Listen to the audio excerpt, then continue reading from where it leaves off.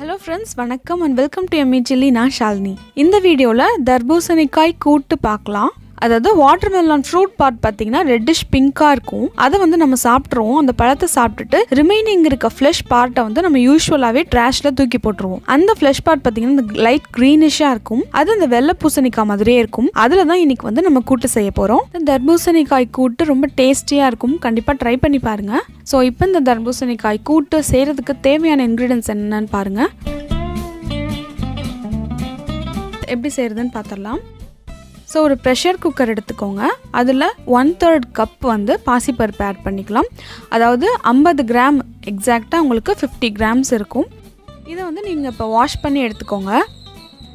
Wash பண்ணதுக்கப்புறம் நம்ம தண்ணி ஆட் பண்ணிக்கலாம். 1 கப் பாசிப்பருப்புக்கு 2.5 கப் வந்து நம்ம ஆட் பண்ண போகிறோம். ஸோ நான் 1/3 கப் ஆட் பண்ணேன் இல்லையா, இப்போ அதில் வந்து 2.5 கப்ஸ் வந்து நான் தண்ணி ஆட் பண்ணிக்கிறேன். ஒரு 1/4 டீஸ்பூன் அளவுக்கு மஞ்சத்தூள், அப்புறம் ஒரு 1/2 டீஸ்பூன் அளவுக்கு ஜீரகம், 2 பல் பூண்டு, பெருங்காயம் வேணும்னா இதில் ஆட் பண்ணிக்கோங்க. ஸோ இப்போ ஸ்டவ் ஆன் பண்ணிக்கலாம். இதெல்லாம் ஆட் பண்ணதுக்கப்புறம் ப்ரெஷர் குக்கரை மூடி விசில் போட்டு 3 விசில் விட்டு இறக்கிடுங்க. 3 விசில் வந்ததுக்கப்புறம் கூலானதும் நான் வந்து ப்ரெஷர் குக்கர் ஓப்பன் பண்ணுறேன். ஸோ பாருங்கள், தண்ணி வந்து 2.5 கப்ஸ் ஊற்றினால நல்லா கரெக்டாக ட்ரையாக வந்து ஆயிடுச்சு. ஸோ இந்த வாட்டர்மெலன் இப்போ பாருங்கள், அதோட அந்த வெளியே இருக்க க்ரீனிஷாக லேயராக இருக்கும்ல, அதை வந்து நம்ம அந்த தோலை வந்து சீவிட்டு அதுக்கப்புறம் அந்த ஃப்ளஷ் பார்ட் மட்டும்தான் எடுத்திருக்கோம். ஸோ இந்த காயை இப்போ வந்து ஆட் பண்ணிக்கலாம் அதுலேயே. அண்ட் இன்னொரு முக்கியமான விஷயம், பழத்தை தனியாக கட் பண்ணி சாப்பிடுங்க. அப்படியே நீங்கள் கடிச்சு சாப்பிட்டுட்டு அந்த காயை வந்து நீங்கள் யூஸ் பண்ணீங்க அப்படின்னா அப்புறம் அந்த டேஸ்ட்டுக்கு வந்து கண்டிப்பாக நான் பொறுப்பில்லை.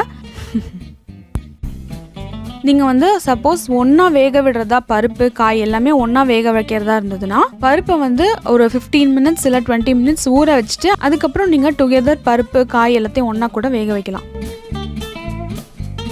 ஸோ ஒரு பச்சை மிளகாய் ஸ்லிட் பண்ணி ஆட் பண்ணிக்கிறேன். ஒரு பெரிய வெங்காயத்தை ரஃபாக கட் பண்ணி ஆட் பண்ணிக்கிறேன். எல்லாம் நல்லா வெந்துருன்றனால அப்படியே ரஃபாக தான் கட் பண்ணியிருக்கேன். 2 மீடியம் சைஸ் தக்காளி, நல்ல பழமாக இருக்க தக்காளி ஆட் பண்ணிக்கோங்க. சாம்பார் பவுடர் ஒரு 1/2 டேபிள் ஸ்பூன், இது ஆக்சுவலாக வந்து 1 டீஸ்பூன் வரும். அதுக்கப்புறம் உப்பு, கல்லுப்பு இதிலே தான் வந்து அதாவது 1 டீஸ்பூன் கல்லுப்பு.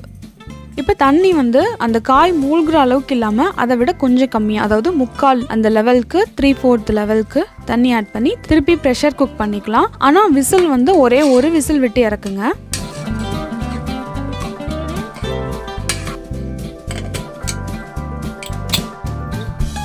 ஸோ ஒரு விசில் வந்ததுக்கப்புறம் ஸ்டீம் கூல் ஆனதுக்கப்புறம் நான் ஓப்பன் பண்ணுறேன்.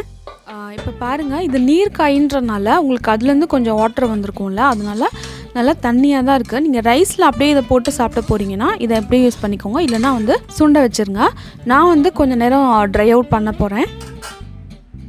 ஸோ இது பார்த்தீங்கன்னா ஒரு பேனில் எண்ணெய் ஊற்றிக்கோங்க, தாளித்து கொட்ட போகிறோம். கறி வடகம் ஆட் பண்ணிக்கிறேன். அதாவது கருவுடன்னு சொல்லுவாங்க, வெங்காய வடகம்னு கூட சொல்லுவாங்க. இந்த கறி வடகம் உங்ககிட்ட இல்லை அப்படின்னா நீங்கள் வந்து கடுகு, உளுந்தம்பருப்பு, கருவேப்பிலை, பெருங்காயம் இதை மட்டும் ஆட் பண்ணிவிட்டு நீங்கள் எப்பவும் கூட்டுக்கெல்லாம் எப்படி போடுவீங்களோ அது மாதிரி போட்டுக்கோங்க. பட் இது போட்டிங்கன்னா செம்ம வாசனையாக இருக்கும்.